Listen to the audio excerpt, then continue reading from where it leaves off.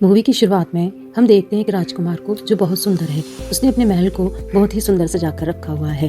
वह अपने महल में खूबसूरत लड़कियों को बड़ी बड़ी दावतें दिया करता था। वो बहुत सुंदर था और इस बात का उसको बहुत घमंड भी था। तभी एक दिन बाहर बहुत बड़ा तूफान आ जाता है। उस तूफान से बचने के लिए एक बूढ़ी सी औरत उस महल के अंदर आ जाती है। जैसे ही वो प्रिंस को देखती है, उसके सम्मान में एक गुलाब का फूल उसे देना चाहती है। इसे देखकर सोचता है कि ये कितनी बूढ़ी और गरीब है, इसकी शक्ल सूरत भी बिल्कुल अच्छी नहीं है।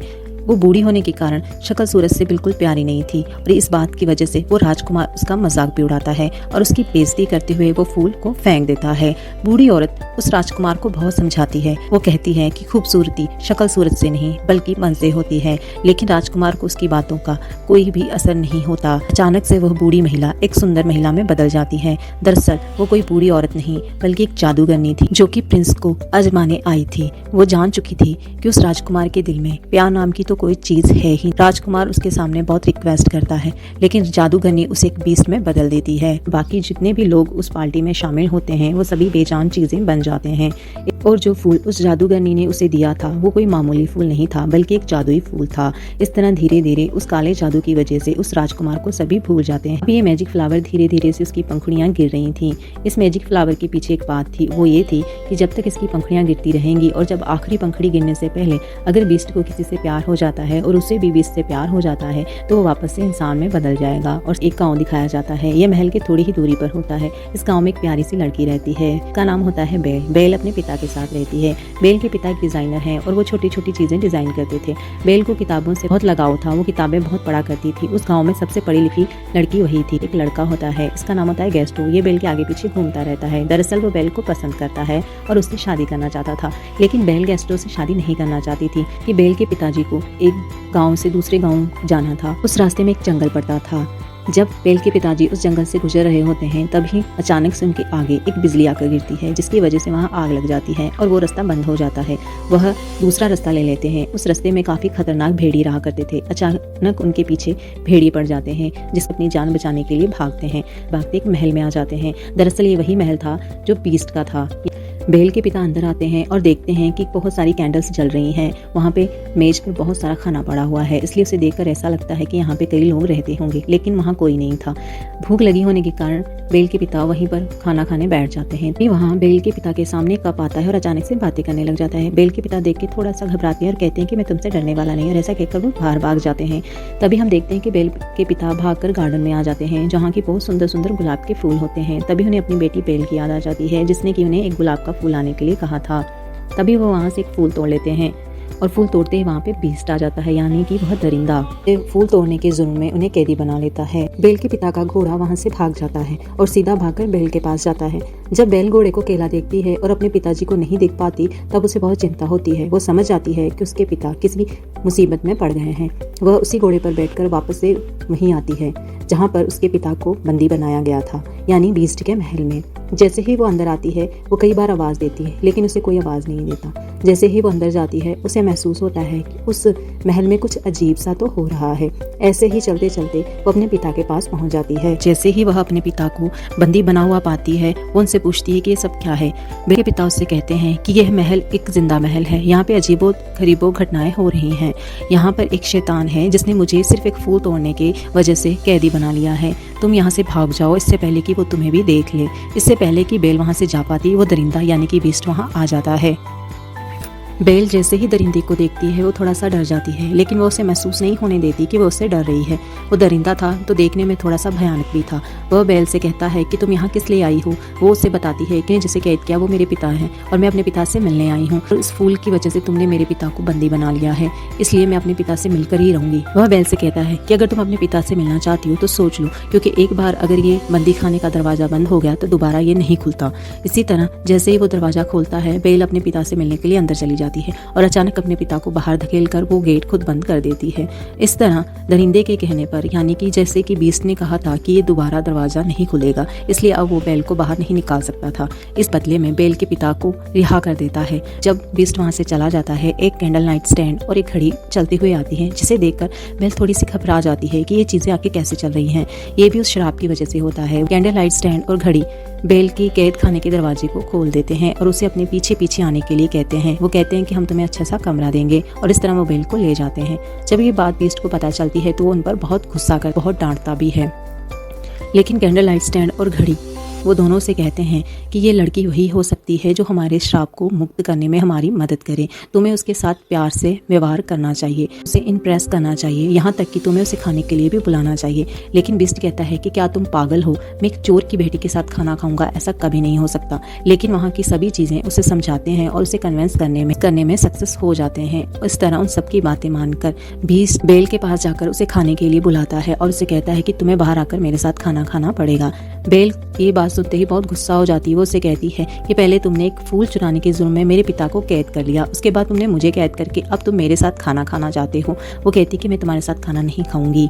बीस्ट कहता है कि तुम्हें मेरे साथ खाना खाना पड़ेगा। बेल कहती है भूखी मर जाऊंगी लेकिन मैं तुम्हारे साथ खाना नहीं खाऊंगी।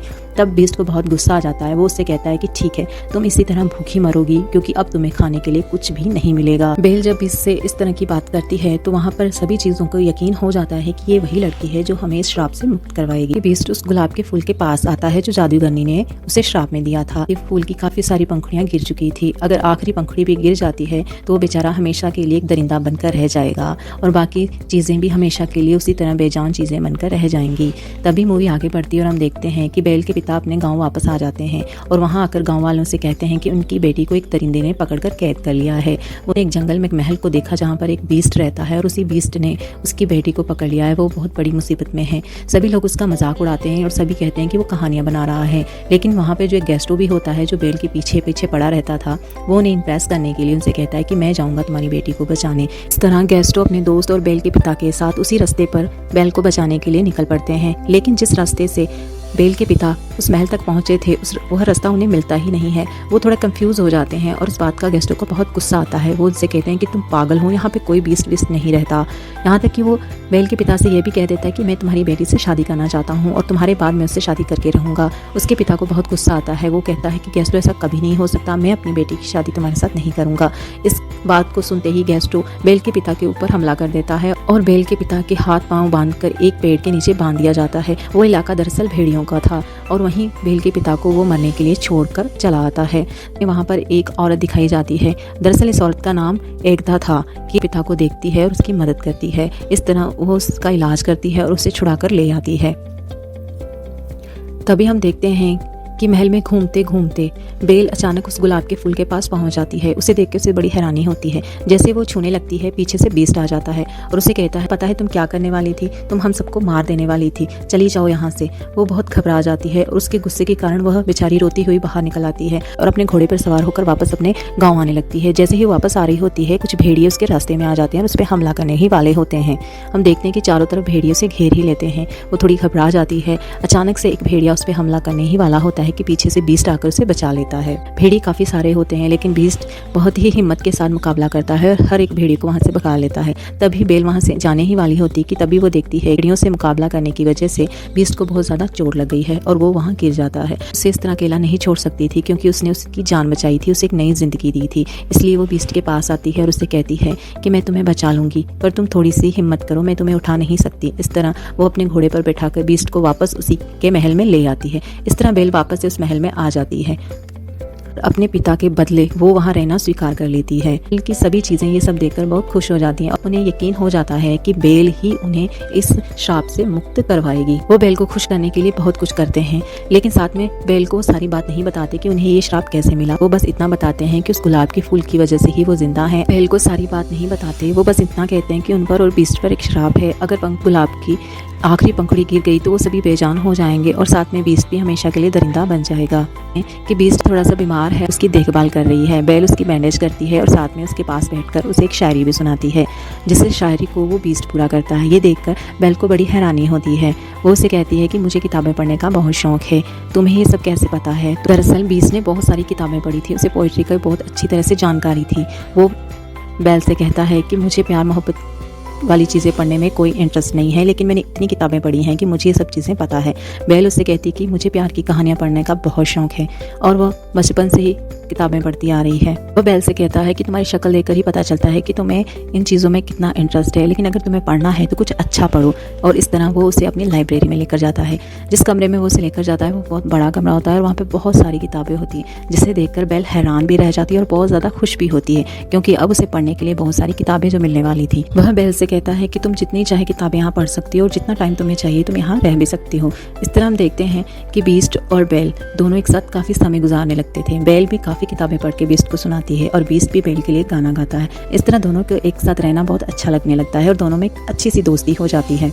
एक दिन बीस्ट बेल को एक जादुई किताब दिखाता है। वो उसे बताता है कि उसे ये किताब एक जादूगरनी ने दी थी। इस किताब के जरिए हम जहाँ चाहें वहाँ जा सकते हैं, जिस टाइम में चाहे वहाँ जा सकते हैं, यानी हम फ्यूचर में भी जा सकते हैं, हम पास्ट में भी जा सकते हैं। इस बात को सुनकर बेल के मन में ख्याल आता है कि वो उस समय में जाना चाहती है जब उसकी माँ जिंदा थी, यानी कि वो लंदन जाना चाहती है और बीस्ट उसे वहीं लेकर जाता है। तब उसे पता चलता है कि उसकी माँ आखिरी समय में बीमार हो गई थी, उसे एक इन्फेक्शन हो गया था। वो नहीं चाहती थी कि उसकी बेटी यानी कि बेल को भी इन्फेक्शन हो जाए, इसलिए वो अपनी पति से यानी कि उसके पिता से कहती है कि वो उसे लेकर दूर चला जाए ताकि उसकी बेटी सुरक्षित रहे। यह बात जानकर बेल को बहुत दुख होता है और बाद में हम देखते हैं कि वो दोनों प्रेजेंट में वापस आ जाते हैं। महल में बीस्ट के साथ रहने वाली सभी चीजें उसे समझाती हैं कि अब उसे बेल को अपने प्यार का इजहार कर देना चाहिए, लेकिन बीस्ट आगे से कहता है कि बेल उसे कभी भी प्यार नहीं करेगी, उसकी शक्ल एक दरिंदे जैसी है और भला दरिंदे को कोई प्यार क्यों करेगा। लेकिन सभी बेजान चीज़ें जो कि बातें करने वाली हो गई थीं वो उसे समझाती हैं कि अगर तुम कोशिश करोगे तो वो तुमसे ज़रूर प्यार करेगी। इस तरह सभी उसे कन्विंस करने में सफल हो जाते हैं। तभी चीज़ें बीस्ट को अच्छे से नहला धुला कर तैयार करती है। उधर बेल को भी सजाया जाता है और अच्छे से तैयार किया जाता है। बेल को डांस करने का बहुत शौक था। जैसे वो एक दूसरे को देखते हैं वो दोनों डांस करने लग जाते हैं। उनके फादर वापस अपने गांव आ जाते हैं और आकर सभी को गेस्टो की सच्चाई बता देते हैं, लेकिन गेस्टो बेल के पिता के सामने सारी बात से मुकर जाता है और वहाँ पे खड़े सभी लोग उसकी बात पे यकीन नहीं करते हैं। एकता ने बेल के पिता की जान बचाई थी। बेल के पिता उसे ये सारी बात बताने को कहते हैं, लेकिन उसकी बात पर कोई विश्वास नहीं करता। जब उसके दोस्त से पूछा जाता है तो गेस्टो का दोस्त भी साफ साफ मुकर जाता है। इस तरह उसके पिता की बात सबके सामने झूठी साबित हो जाती है। इधर हम देखते हैं कि बेल और बीस्ट उस डांस को बहुत इंजॉय कर रहे होते हैं। वो बड़े प्यार से डांस कर रहे होते हैं। तभी बीस्ट बेल से कहता है कि मुझे आज बहुत अच्छा लगा, मैंने बहुत इंजॉय किया। बेल बीस्ट से कहती है कि ये डांस अपने पिता से सीखा है। तभी बीस्ट उससे कहता है कि क्या तुम अपने पिता को मिस नहीं करती। तो वो बीस्ट से कहती है कि मैं अपने पिता को बहुत मिस करती हूँ। तो बीस्ट कहता है कि मेरे पास एक चीज़ है जिससे तुम अपने पिता को देख सकती हो। बीस्ट के पास एक जादुई मिरर होता है जिसकी मदद से हम जिसे भी देखना चाहे उसे देख सकते थे। वह उसे बेल को दे देता है। बेल अपने पिता को जैसे ही उसमें देखती है वो घबरा जाती है, क्योंकि सभी गाँव वाले बेल के पिता के साथ बुरा व्यवहार कर रहे होते हैं और उसे बंदी बना लेते हैं। बेल ये देखकर बहुत ज़्यादा घबरा जाती है। तभी बीस्ट उससे कहता है कि तुम्हारे पिताजी मुसीबत में है, इसलिए तुम्हें उनके पास जाना चाहिए। और वो जो जादुई मिरर होता है वो भी वो उसे बेल को दे देता है और कहता है कि अगर तुम्हें मेरी याद आए तो तुम इस जादुई मिरर से मेरी इस बदसूरत शक्ल को देख लेना। इस तरह बेल अपने पिता को बचाने के लिए उस महल से चली जाती है। तभी हम देखते हैं कि बीस्ट बेचारा फिर से अकेला रह जाता है, क्योंकि अब बेल उससे बहुत दूर चली गई थी।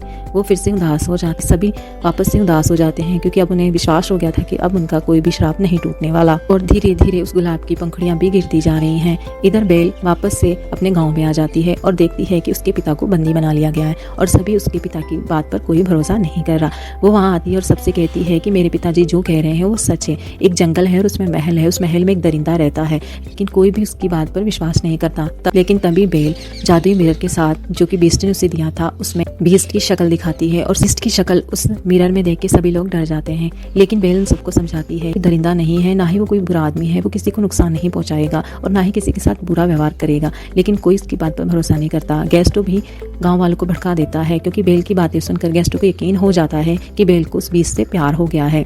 इसलिए वो गाँव वालों से कहता है कि मुझे लगता है कि बेल के ऊपर भी उसने अपना काला जादू कर दिया है, इसके ऊपर भी शैतानी सा आया है, इसलिए इसे भी पकड़ लो। और सभी के पिता के साथ बेल को भी बंदी बना लेते हैं। गेस्टो वालों को भड़का देता है कि वो जो बीस्ट है वो बहुत खतरनाक है, इससे पहले कि वो हम पर हमला करे हमें उसके महल में जाकर उसे मार डालना चाहिए। इस तरह सभी गाँव वाले जब उसके महल में उसे मारने आ रहे होते हैं तभी हम देखते हैं कि उसके महल में जितनी भी बेजान चीज़ें थी वो अचानक से गांव वालों पर हमला कर देती हैं। गांव वालों को कुछ भी समझ नहीं आता कि उनके साथ क्या हो रहा है, क्योंकि जो लोग उन पर हमला कर रहे थे वो कोई लोग नहीं थे बल्कि बेजान वस्तुएं थी। सभी लोग घबराकर वापस से महल के बाहर चले जाते।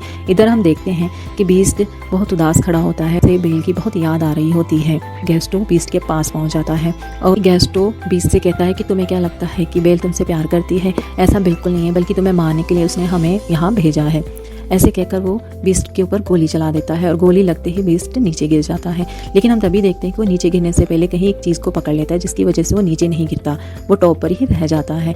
जैसे ही गैस्टो दूसरी गोली बीस्ट पर चलाने वाला होता है, पीछे से बेल आ जाती है और उसे बीस्ट पर गोली चलाने से रोकती है। इसी हाथापाई में गैस्टो भी नीचे गिर जाता है और उसकी गन भी नीचे गिर जाती है कि वो बीस्ट को देखकर उसे आवाज़ देती है और कहती है कि मैंने गांव वालों को बहुत समझाया लेकिन उन्होंने मेरी कोई बात नहीं सुनी। इस तरह बीस्ट उसे देखते ही उसमें एक हिम्मत आ जाती है और वो उछल के उसके पास आता है। बेल को देखकर उसे हिम्मत आ जाती है और बीस्ट अब गैस्टो से मुकाबला करने के लिए तैयार हो जाता है। वो उसे गर्दन से पकड़कर नीचे फेंकने ही वाला होता है कि तभी गैस्टो उससे कहता है कि मुझे छोड़ दो, मुझसे गलती हो गई। गैस्टो उससे कहता है कि मैं कोई दरिंदा नहीं हूँ और ऐसा कहकर वो उसे छोड़ देता है। तब गैस्टो वहाँ से चला जाता है। तभी हम देखते हैं कि बीस्ट और बेल एक दूसरे से मिलने लगते हैं, लेकिन पीछे से गैस्टो गोली चला देता है, जिसकी वजह से बीस्ट घायल होकर नीचे गिर जाता है। लेकिन गैस्टो जहाँ से गोली चलाता है वो दीवार जिस पर वो खड़ा होता है वो टूट जाती है और वो भी बहुत ऊंचाई से नीचे गिरता है। बहुत ऊंचाई से गिरने की वजह से उसकी वहीं मौत हो जाती है। इधर बीस्ट भी बहुत बुरी तरह से घायल हो जाता है। वो अपनी आखिरी सांसें ले रहा होता है कि तभी बेल दौड़कर उसके पास पहुंचती है। ये बेल उसे अपने प्यार का इजहार करती है कि वो भी उससे प्यार करती है। तभी बीस्ट कहता है कि मेरा टाइम जाने वाला है, अब मैं नहीं बचूंगा। तभी हम देखते हैं कि गुलाब की आखिरी पंखुड़ी भी गिर जाती है और आखिरी पंखुड़ी के गिरते ही बीस्ट एकदम शांत हो जाता है और बाकी चीज़ें भी बेजान हो जाती हैं। ये देख के बेल बहुत ज़्यादा दुखी होती है और रोने लग जाती है। लेकिन तभी हम देखते हैं कि वहाँ पे एगथा आ जाती है। एगथा कोई और नहीं बल्कि एक जादूगरनी थी, वही जादूगरनी जो बीस्ट के महल में आकर उसे श्राप देकर गई थी। लेकिन जैसे ही उसे पता चलता है कि बीस्ट को बेल से प्यार हो गया है और बेल भी बीस्ट से प्यार करती है, एगथा वहाँ आकर उस श्राप को तोड़ देती है। देखते ही देखते बीस्ट के चारों ओर बहुत ज़्यादा रोशनी हो जाती है और हम देखते हैं कि बीस्ट एक सुंदर से राजकुमार में बदल जाता है, जिसे देखकर बेल बहुत ज़्यादा खुश हो जाती है। इस तरह वो एक दूसरे को देखते हैं और फिर मिलते हैं। बाकी चीज़ें जो बिल्कुल बेजान हो गई थी वो भी अपनी असली रूप में आने लगती हैं और धीरे धीरे वो वैसे ही इंसान बन जाते हैं जैसे उस महल में रहा करते थे। ऐसे हम देखते हैं कि महल फिर से खुशियों से सज जाता है। सभी लोग बहुत इंजॉय कर रहे होते हैं। बेल और वो राजकुमार एक दूसरे के साथ बहुत सुंदर सा डांस करते हैं और ऐसे ही इस मूवी की हैप्पी एंडिंग हो जाती है।